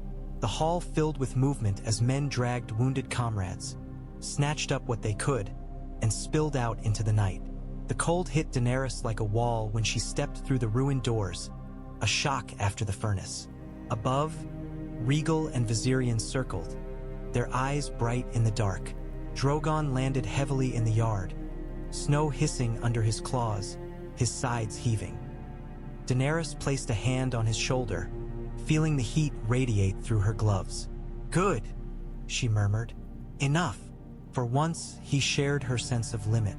He huffed, smoke curling from his nostrils, and lowered his head. Behind them, a section of the twins' hall roof gave way with a snarling roar, sending up a burst of sparks into the night. Dawn found the twins diminished. One tower still stood relatively whole, its surface blackened in streaks where Dragonfire had licked across it. The other bore a jagged wound near its crown, a missing section of wall that left its upper rooms gaping to the sky. Smoke still curled from breaks in the stone, thin and bitter. The bridge had held, though parts of its parapet were scorched. The Frey's precious chain lay slack in the river, its mechanism warped by heat. The great hall was half collapsed at one end. The rest would need rebuilding if anyone remained to care. In the courtyard, snow fell in slow, hesitant flakes, as if the sky itself were uncertain how to bless this place. Walder Frey knelt in the slush, his hands bound behind him. Someone had stripped him of his furs. In only a stained tunic and brittle pride, he looked even smaller. His breath smoked in the cold. Robb stood before him, cloak thrown back, crown resting lightly in his hair. Gray wind sat at his side, muzzle still stained dark. Daenerys stood a little to Robb's right, the dragons a looming presence behind her. Drogon hunched like a shadow against the damaged wall. Regal and Viserion perched on the twisted remains of a stable roof. Around them, northern men formed a rough ring. Manderly's sons, faces grim. Deepwood men with blood still crusted in their beards. Tully soldiers, their armor dented. Even some of the surviving Freys stood at the edges, eyes hollow, watching their lord. "You broke guest right," Robb said. His voice was hoarse but steady. "You set men with crossbows above my head while I ate your bread. You planned to butcher my mother, my uncle, my men, all under the protection of your roof. Why?" Walder's lips peeled back, but his teeth chattered too much to make the expression truly defiant. "Why?" he croaked. "Because I could. Because you slighted me. Because you thought you could pick and choose among my girls like pigs in a pen and not pay the price. You would have killed your own daughter," Catelyn said. She stood a little behind Robb, her knife still at her belt, her hair tangled from smoke and snow. "Rosalind sat at that table beside my brother. She would have died in your storm." Walder spat, the glob freezing almost as soon as it hit the ground. "I've sons enough, daughters too. What's one more? She'd have died a lady, at least, not some broodmare in your damp castle." Edmure flinched, his face a mix of horror and anger. Rosalind, standing beside him wrapped in a borrowed cloak, pressed a hand to her mouth. "The lions paid you," Daenerys said. "Or promised to. Did they promise you safety too? When the north burned, when Dragonfire fell on the Westerlands." Walder's pale eyes flicked to her, then to Drogon. "They promised me a future," he hissed. "A place in their new order. Not left to rot on this damned river while wolves piss on my bridge and Tullus sniff down their noses. You think you're better, girl? You and your beasts? You're the same as they are." You all want to sit on something and look down." Daenerys held his gaze. "I wanted," she said quietly, "to walk into your hall and leave again without having to burn it. You made a different choice." He laughed then, or tried to. Came out as a cough. "Go on then," he rasped. "Do it. You've already shamed me in my own house. Kill me and be done. Let your dragons shit on my bones." Robb's hand tightened on his sword hilt. "Death is the only coin men like you understand," Wyman Manderly muttered from the ring. "Pay him, your grace, for every northern man who lay down drunk and unarmed under his roof expecting safety. Murdering him here will not mend guest right," Catelyn said, her voice low but clear. "But doing nothing will tell the world the North is too soft to answer such an insult." Robb closed his eyes briefly. When he opened them again, they were harder. "Walder Frey," he said, "for breaking guest right, for conspiring with my enemies to murder me and mine, for willing to spill the blood of those who sat at your table as if they were swine at slaughter. I sentence you to death." Walder's mouth opened, perhaps to spit, perhaps to beg. No words emerged. Robb looked at Daenerys. "You brought the fire that saved us," he said. "But this is the North's law to answer. Not dragons. Not lions." He drew his sword, lifting it so that the cold light struck along its length. "The man who passes the sentence should swing the sword." Daenerys inclined her head. "Then swing," she said softly. Walder's last words, if he had any, were lost under the rising wind. Robb's blade fell in a clean, practiced stroke. Blood steamed briefly on the snow, then cooled. The severed head rolled, bumping against a rough stone, its mouth still open, eyes staring at a sky that did not care. Silence held for a moment, broken only by the soft hiss of falling flakes. Then Manderly dropped heavily to one knee, his sons following. Other northern men knelt, some awkwardly, some as if their joints had known the motion all their lives. "For the king in the north," someone said. "And the queen?" A voice called from the back, not mocking, merely curious. Many eyes turned to Daenerys. She did not flinch. "There is only one crown in this courtyard," she said. "I stand beside it, not beneath, not above." "Then for the north," Brynden Tully said, his own voice carrying. "And for the ally who burned treachery out by the root." They found a room in the less damaged tower that still had 4 walls and a roof mostly intact. The air inside was thick with the smell of smoke and stone dust. Soot streaked the ceiling where a previous fire had licked along it years before. A table had been dragged in from some other chamber, its surface scarred and gouged. They spread a map over it, weighting the corners with whatever came to hand. A dagger, an empty cup, a short length of chain warped by heat, a small Frey figurine of a tower. Blood marked one edge of the parchment, a ghostly smear where some wounded man's hand had brushed it earlier. Robb stood on one side of the table, Daenerys on the other. The candle between them cast their shadows long and uncertain against the walls. Through a jagged break where a portion of stone had fallen away, Drogon's bulk was visible outside, curled like a cat on a ledge of broken masonry. His eye gleamed faintly whenever it caught the light. "So," Robb said, "we live. For now," Daenerys said. "Walder does not." "No," he agreed, "nor do many of his kin. The ones who fought beside you will swear they were bullied or ignorant. The ones who fought against you are dead." His mouth twisted. "Blood cleans some stains, leaves others. You could strip them of their name," she said. "Take their bridge. Give it to someone who will not sell it to the highest bidder." He looked at the little Frey Tower figurine. The bridge must change hands. If not for this, then because I cannot trust a Frey with such a chokehold on the North's throat any longer." "Who then?" she asked. "Perhaps Blackwood," he mused. "Or Mallister, someone from the Trident who will remember that the river runs both ways. Or perhaps a lesser house of the North, raised up on condition of their good behavior." He shook his head. "It will require thought. For now, We leave a garrison loyal to Winterfell and take hostages enough to keep the Frey remnants from doing anything rash. He tapped the map where the twins Saturday. This is no longer a sword at our backs. That is something. And Roose Bolton? Daenerys asked. Robb's jaw tightened. I saw him turn his blade on a Frey who would have taken my mother from behind, he said. I cannot forget that. I also cannot forget that every instinct I own tells me he was ready to do less honest harm, had we not forced his hand. He is patient, she said. He will wait until dragons are too far to burn his treachery quickly, or until your wolves are busy elsewhere. I know, Robb said. I will not take his head because my gut knots at the sight of him, but I will not bare my throat to him either. His hand moved, placing a small piece, an old carved flayed man, from the broken edge of the map closer to the Dreadfort. He returns home, with fewer men than he came with, under watch. You cannot watch every lord, she said.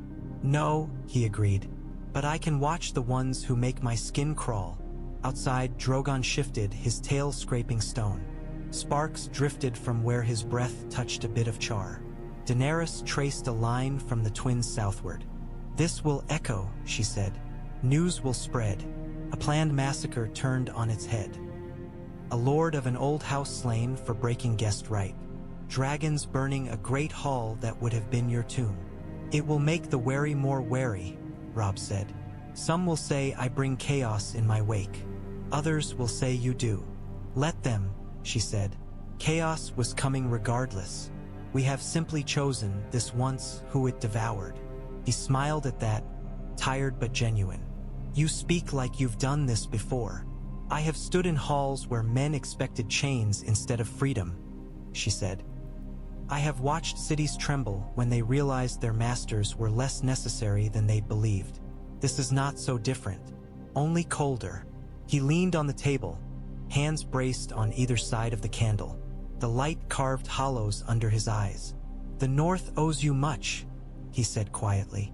My life, my mother's, my uncle's. The lives of men who would have died drunk and trusting, had you not looked up. The North owes me nothing, she said. I swore in your Godswood so that I would not be owed, so that when I ask you to stand with me against the Lannisters, it is not as debtor but as ally. He huffed out a breath. You will ask. Yes, she said, when the time is right, not while the dead gather beyond your wall, not while your people starve, but when the lions look ready to pounce again. Her gaze held his. And when I do, I need you alive to answer. He straightened slowly. Then we must try not to get killed at every feast we attend, he said. A tall order, for a Stark. A tall order, she agreed, for a Targaryen as well. They stood in companionable silence for a moment, the map between them, the broken wall behind, the dragon outside a living reminder of what they had unleashed. We'll leave at first light tomorrow, Robb said at last. Back to Winterfell. This place can wait. Let the smoke clear. Let the river wash some of the blood away. And then? She asked. And then, he said, we turn our eyes north, to the wall, to Jon's letters, to the thing that made your dreams run cold. Her hand drifted, almost unconsciously, to the top edge of the map, where no careful ink had been drawn. The unknown beyond. Fire and ice, she murmured. He looked at her, head tilted. What? Nothing, she said. Only a thought. We've burned one treachery from the world. The rest will not be so easily set alight. Good thing, he said, glancing at Drogon through the broken wall. We have time yet to teach your monsters new tricks. They are not monsters, she said. They are my children. They are both, he replied. She did not argue. Instead, she reached out and adjusted the little dragon piece on the map, placing it beside the wolf atop Winterfell's mark rather than at the twins. For the first time since she had set foot in Westeros, he felt not just like a storm passing through, but like part of a pattern, a dangerous, fragile pattern, stitched in fire and fur and old stone. Outside, dawn brightened, turning the falling snow from gray to white.